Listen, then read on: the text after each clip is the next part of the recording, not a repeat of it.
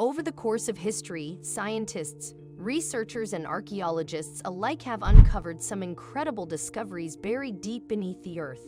In fact, the world is covered in incredible archaeological sites that have been brushed away using tools and diggers. All of these discoveries shape our history, and it all starts with an initial discovery. Most of the time, these discoveries are found in locations that have been tracked and mapped for years. Their digs are scrupulously detailed and often planned years in advance, with masses of funding and even more research. Very rarely do we hear of someone just stumbling upon a historical relic or an intricate fossil in their backyard, or on their walk to work, or even during their saltwater swim. Everything is seemingly meticulous in the world of archaeology. Or is it? Well, on Christmas Day in 2015, one man discovered something on his land that would change his life forever. Before too long, his property had become an intense archaeological site that was being poked, prodded, and dug from every angle to try and retrieve the treasure below. But what did he find? On Christmas Day in 2015, Jose Antonio Nieves had decided to get a bit of fresh air. However, as he walked across his land, he discovered something lurking underground, just slightly poking up from the earth. Jose was immediately intrigued, but he had no idea what would happen next. Within days, his house was surrounded by police officers, archaeologists, and researchers from all walks of life to determine what was buried beneath the surface and uncover the treasure once and for all. Jose Antonio Nieves was just a lowly farmer from Carlos Spegazzini, a small city just a short drive away from Buenos Aires in Argentina. He lived on the farm with his wife, Rina Coronel, and they lived a happy life.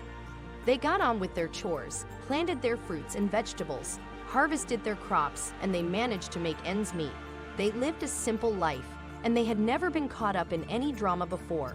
So when Jose noticed the unusual item on his land, he couldn't believe his eyes. After noticing the unusual object sticking out from the ground, Jose tried to dig away at the earth and brush away the mud to see what was hidden below. However, the earth was too solid and the object was buried too far underground. Jose knew he needed help, so he ran back to his house and shouted for his wife to come and help him. With the help of Rina, the duo managed to uncover more of the earth covering the object. However, during their own excavations, the couple had been joined by a visitor. A stray dog had followed them down to the site and was curiously sniffing around the unidentified object.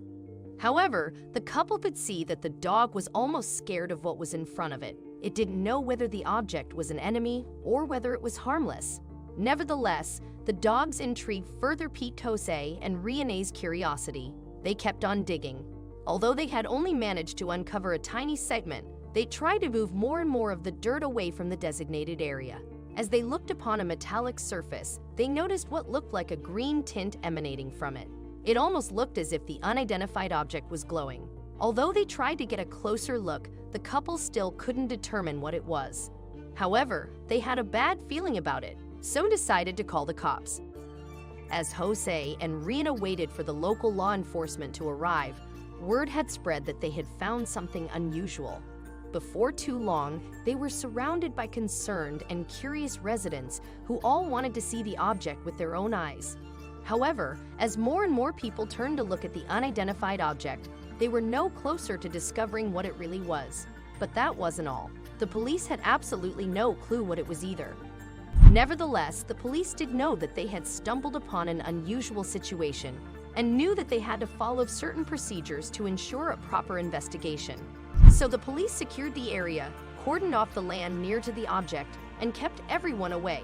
They not only wanted to protect the residents, but they also wanted to protect the unidentified object from any harm. During this time, everyone had their own ideas of what the object was. Some thought it was a dinosaur egg, others thought it was a relic. Despite these ideas, nobody really knew what the object was, and they were no closer to finding out. The police knew they had to make a call to relevant professionals to try and determine what was buried in Jose's backyard. But who would they call? Senior police officers, SWAT teams, scientists, archaeologists. In the end, the police decided to call a local archaeologists who might shed some light on the unusual object in front of them. As the archaeologists dawned on the site, they began to inspect the unidentified object in the ground. Almost immediately, they could tell that the only party uncovered egg-shaped segment was part of something much more. They could tell that whatever it was enormous, and it had been there for an incredibly long time. The experts could also tell that the object was extremely heavy. In fact, they predicted that it weighed at least a few tons. This was going to be no easy feat. Before the archaeologists had managed to get hold of the relevant equipment and diggers to truly excavate the egg-like object, many of the local residents wanted to get involved. The residents turned up in makeshift teams with their tools in hand and helped remove piles of dirt and mud.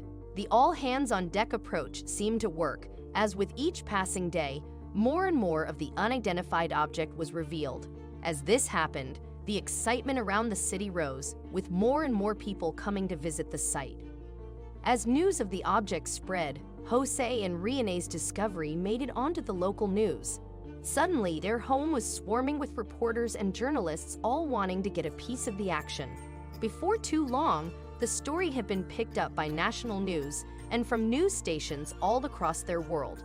Everyone wanted to have their say, and everyone wanted to be the first one to find out what the unexplainable object really was. It was only a matter of time. Slowly but surely, the archaeologists managed to uncover more of the object and were able to make their own predictions on its identity. After a while, they came to believe that Jose had an ancient fossil buried in his garden. In the past, other residents and researchers had found smaller fossils in and around the area, so the archaeologists believed this to be similar or the same. This still backed up Jose's belief that the object was indeed a dinosaur egg.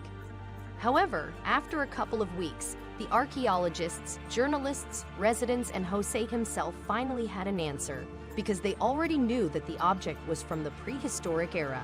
They were able to run some tests on the object to determine what it really was. In the end, Jose discovered that he had the shell of a prehistoric animal in his backyard. He had discovered the shell of a glyptodon, an animal that had roamed with the dinosaurs and lived millions of years ago. Although Jose was relieved to know what had been hidden in his backyard, he had a few questions. For starters, how did it get there? Well, a paleontologist by the name of Alejandro gave Jose the answer to that question. According to his findings and his beliefs, the glyptodon animal had either become stuck in a small cave underneath the ground or had taken itself there to hide. However, the animal's large shell had been its downfall, and it perished in the cave. All that was left of it was the fossilized shell. So what is a glyptodon? Well, it turns out that these prehistoric mammals had lived during the Pleistocene era and were recognizable by their armored shells that proved vital for protection. According to research, these animals often roamed the earth alongside humans in a harmonious nature. However, as the times became even more turbulent, the humans hunted the glyptodons and killed them for their shells. These shells would then be used for protection and shelter. Although Jose was overcome with information and emotion, he knew that he was looking at a real fossil, and he really had found it in his backyard. However, this discovery was not met with complete faith. Instead, there were many skeptics who couldn't believe such a perfect shell could be found in a small city in Argentina. In fact, they had many reasons for believing so. Although they wanted to believe in science, their skepticism overpowered them. One of the main reasons why skeptics did not believe Jose and the scientists was because of how easily Jose had found the shell. They wanted to know why he hadn't found the shell before. Why was it so exposed? And why was it so easy to get to? If it had been there for millions of years, they believed it would be buried deeper underground. However, the experts noted that the shell had been buried near a riverbank. Over time, the water had eroded the mud, exposing the fossil to Jose. But the skeptics didn't stop there. Over the course of their investigations, they noted that the shell was significantly smaller than images and replicas they had previously seen. This led them to believe that Jose had made the whole thing up and staged the discovery. Once again, the scientists rushed to his aid and quashed the critics. He believed that the shell belonged to a young glyptodon, one that had not fully grown. Because of this, the shell was smaller. Despite all of the critics who wanted to rain of Jose's parade, the scientists and archaeologists on the site confirmed that Jose had indeed found a prehistoric fossil in his backyard.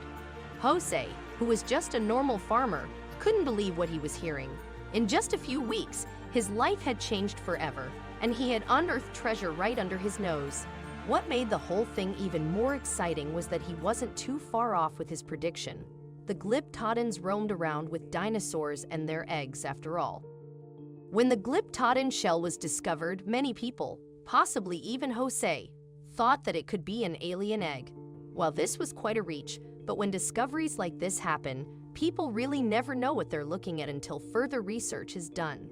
While the next conclusion was obviously a dinosaur egg, as we've said before, it did take a bit of time to come to the conclusion that it was in fact a shell, not an egg. You may have noticed that this gigantic creature looks a bit familiar to an animal that currently exists. Though it is obviously much bigger than its distant relative, the Glyptodon is actually in the same family as the armadillo. That's right, this massive beast is actually related to the rather small armadillo. There is definitely a clear resemblance between the two animals, but it seems like the armadillo has adapted to a new size over the millions of years in comparison to its ancient cousin. While there is obviously another animal that is known for having a shell, the Glyptodon is actually quite different than it. Yes, though they both have protective shells, turtles and these ancient animals have a few various differences. The main ones are that turtles are reptiles and Glyptodons are mammals, and that while turtles can bring their heads back into their shells, Glyptodons are not capable of doing this. So, while the two may superficially resemble each other, they're not even related. It is actually not so surprising that this shell was found in Argentina. That's because the Glyptodon actually originated in and lived mostly in that area. Throughout much of South America is where scientists believe these ancient creatures roamed. So the question remains, just how big is the Glyptodon? It turns out that this gigantic beast is actually the size of a car. While cars can be several different shapes, this ancient animal has been compared especially to a Volkswagen Beetle due to its specific size and weight. You read that correctly. There were once creatures roaming the earth that were the size of cars today. And to think, dinosaurs were even large. What a time to be alive. The Glyptodon's shell has been compared to the size of a car, which is obviously relatively large. Obviously, automobiles can fit people inside them. So it turns out that humans during this time caught on to the advantages of the animal's sheer size and chose to use this for their own convenience. They would hunt the Glyptodon and use their shells for houses, sheltering themselves from the harsh weather conditions in the areas that were surrounding them. It may seem like these animals would be ferocious, and it turns out that scientists believe that they mostly fought against each other. They've compared this to the way that male deer will fight with others in order to show dominance and to settle disputes. They had the means to fight off predators, but researchers predict that they mostly had issues with each other, not different species. Though the Glyptodon probably would be able to hunt other animals, they were actually herbivores and ate mostly grass and trees. It seems unlikely that humans stood a chance against the Glyptodon. They fought each other, and they actually have a not-so-secret weapon, their tail. The club on the end of their tail was actually strong and sharp enough to crush a human skull and could easily be a deadly tool. The only difference between animals and humans is that we are able to build actual weapons in order to hunt, and things like spears were to hunt Glyptodons. It is believed that the Glyptodon lived in the Pleistocene epoch, which lasted around 2,500 to 11,700 years ago. Scientists date their extinction to be close to the end of the last ice age. They may have been a heavily armored tank, but the creatures were just not built to last. Just like the dinosaurs, mammoths, and saber-toothed tigers, the Glyptodon also became extinct. At least there are still fossils all around for us to find and learn more about these fascinating animals. So what actually happened to the Glyptodon? How and why did it become extinct? While obviously it's not necessarily possible to be 100% positive what happened back then, it is possible to predict and make valid assumptions. It turns out that humans are most likely the cause of extinction for these guys. They basically hunted the animal until their numbers dwindled enough for them to die off and cease to exist. Another prediction is the idea that they were not able to adapt to climate change.